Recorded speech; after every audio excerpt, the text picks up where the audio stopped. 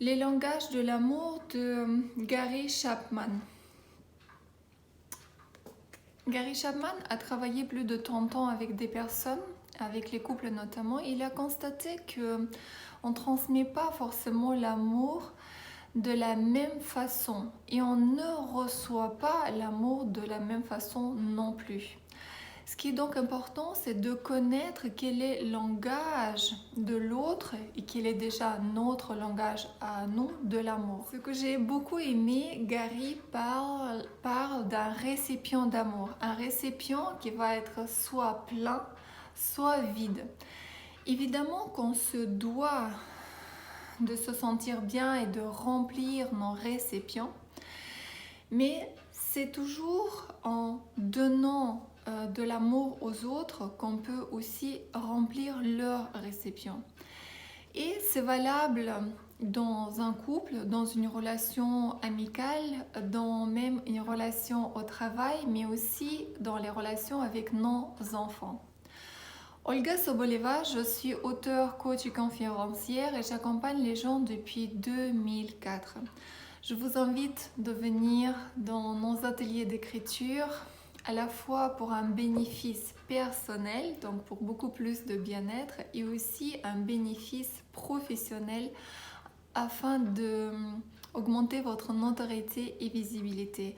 Rendez-vous sur le site www.olgasoboleva.fr pour regarder tout ce qu'on propose, voir les prochaines dates et surtout les témoignages. Revenons au langage de l'amour. Gary dit qu'on peut apprendre ce langage comme on apprend une langue étrangère. Ça m'a vraiment beaucoup plu. Déjà très jeune, j'étais attentive à mes enfants et je voyais bien, j'observais bien qu'ils n'ont pas la même réception de l'amour. L'aîné qui était beaucoup plus en train d'accepter le toucher, les câlins, alors que le cadet réagissait beaucoup plus sur les cadeaux, sur les compliments. Et donc, sans plus tarder, regardons quels sont ces langages de l'amour. Le premier, c'est le toucher. Pour toutes les personnes qui sont tactiles, c'est très important d'être en contact, que ce soit se prendre par la main, se donner un câlin, s'embrasser.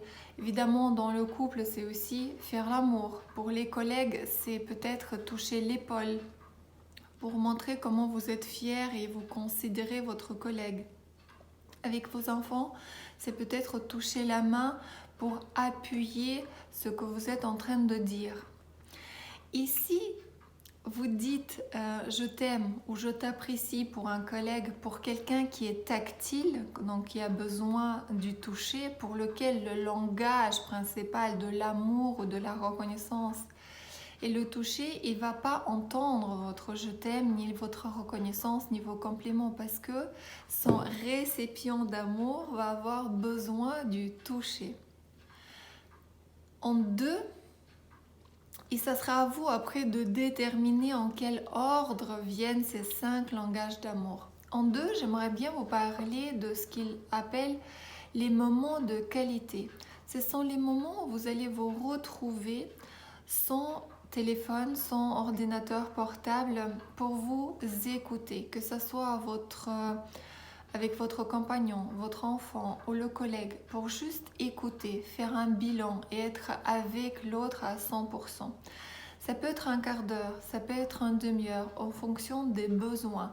Si votre relation est longue et que vous n'avez pas pratiqué ça, il faut peut-être plusieurs jours, voire semaines pour rattraper le retard d'un récipient vide et d'aller offrir de l'écoute à l'autre.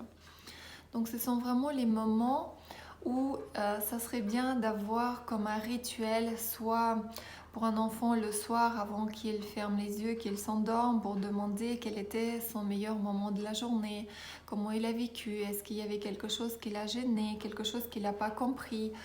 Et à ce moment-là, que ce soit une fille, un garçon, vous allez avoir un échange extrêmement intime, de qualité. Si c'est votre compagnon, installez peut-être un rituel après un film ou avant un film ou après un repas, en restant à table, en se tenant peut-être par la main, en créant vraiment cette ambiance, peut-être en allumant une bougie.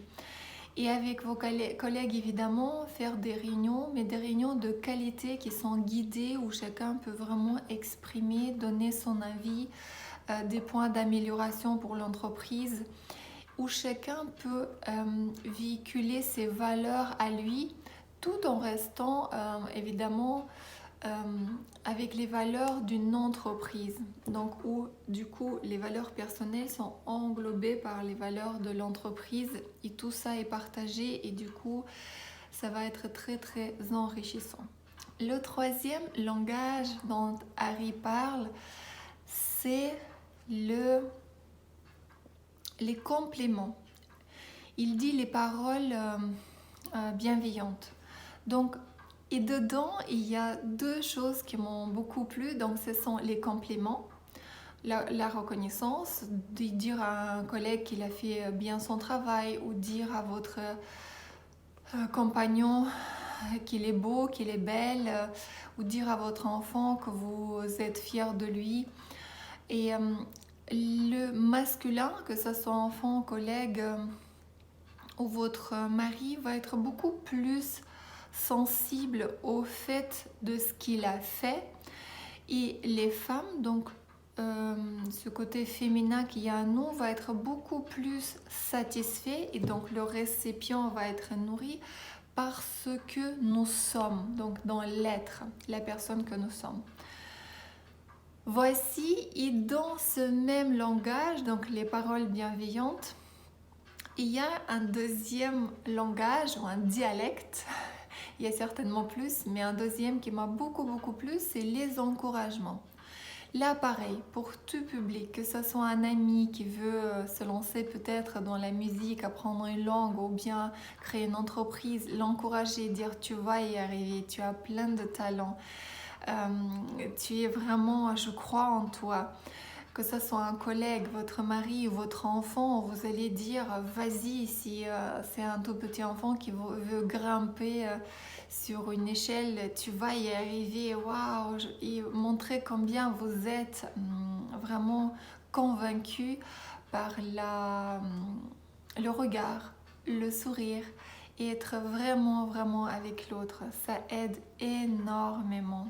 Faites-le sans restriction, c'est quelque chose de fantastique. Le quatrième langage d'amour, ça va être les cadeaux. Que ce soit un petit cadeau à 2 euros, 3 euros, ou bien une lettre écrite à la main, ou bien un gâteau fait, ou les cadeaux beaucoup plus chers, comme des bijoux, des parfums, des cravates, des ceintures, des voyages, peut-être même un meuble, une voiture, pourquoi pas une maison et une île et autres, un avion. Il n'y a pas de limite. Les cadeaux, c'est un des langages. Et donc, c'est vraiment très important si vous êtes tactile en premier lieu et votre ami, partenaire, mari, soit plutôt dans le premier, les cadeaux, à lui de vous toucher régulièrement pour vous donner cette sensation d'amour et à vous qui serez tenté de lui donner ce que vous aimez recevoir, à vous de s'adapter et de le nourrir, donc nourrir son récipient des cadeaux, des intentions, que ce soit une fleur ou un énorme bouquet, que ce soit un cadeau, un gâteau acheté dans la boulangerie, ce qui vous coûtera juste le passage et peut-être 5 euros, ou bien un gâteau que vous allez préparer pour toute la famille qui vous prendra peut-être une matinée du dimanche. Mettez des alertes, des alarmes, des rappels dans votre agenda, que ce soit agenda papier ou électronique, pour nourrir ce récipient de vos enfants, des collègues et de votre être cher avec lequel vous partagez la vie. N'attendez pas que ça se fasse naturellement, ça ne sera jamais le cas. Donc déjà, Poser des questions, qu'est-ce qu'il aime, de quelle manière il sent qu'il est aimé par vous. Et très rapidement, si vous proposez ces 5 langages de l'amour, la personne va pouvoir les classer et se situer. Ça ne prendra que 3 minutes ou peut-être un quart d'heure, une demi-heure si vous voulez échanger plus longuement autour de ça. Ça peut même être l'objet d'une balade ou comme je disais d'une réunion pour avoir une équipe qui est soudée et qui fonctionne très bien. Du coup, vous allez bien atteindre vos objectifs et aller dans la même direction. Le 5e langage de l'amour, c'est les services rendus.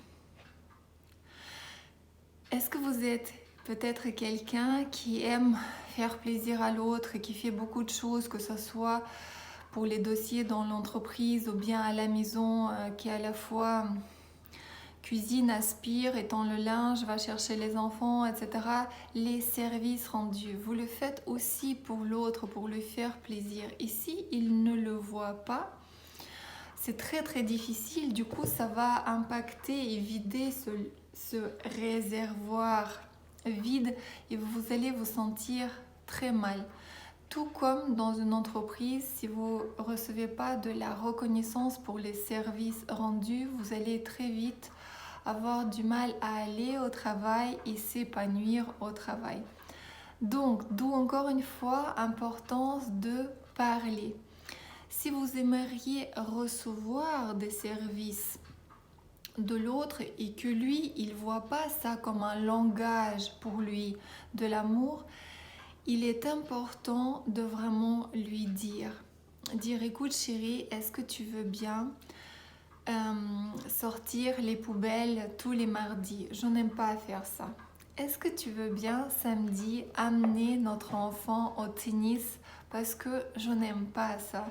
Ou si c'est par exemple le foot et qu'il fait froid et que vous n'êtes pas très bien. Et pareil, lorsque votre femme à la maison fait votre linge, peut-être repasse, fait la poussière, etc. Ne le prenez pas comme naturel.